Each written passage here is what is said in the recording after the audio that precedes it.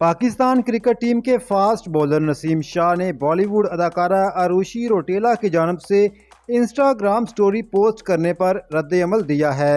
Dubai में media से गुफ्तगू करते हुए नसीम शाह ने मुस्कुराते हुए कहा, मुझे ऐसा कुछ नहीं पता, ऐसा कोई प्लान नहीं है और मैं तो ग्राउंड में खेलता हूँ। लोग वीडियोस वगैरह भेजते हैं, जिनका दिल करता है वो सोशल मीडिया पर डाल देते हैं और जो भी मैच देखने आते हैं उनकी मेहरबानी है। नसीम शाह ने कहा, जो लोग मेरे लिए आते हैं उनका शुक्रिया अदा करता हूँ। मेरे अंदर कुछ ख़ास नहीं है, ना ही मैं आसमान से उतरा हुआ हूँ। लोग प्यार करते हैं तो अच्छी बात है। फास्ट बॉलर ने कहा, मुझे नहीं पता अरुषि रौटेला कौन पता है। ही नहीं है कि उर्वशी कौन है क्या नहीं पता। और मैं अपने खेल पर फोकस रखता हूँ, मुझे तो मामले का इल्म ही नहीं और फिलहाल मेरा इरादा सिर्फ अच्छी क्रिकेट खेलने का है।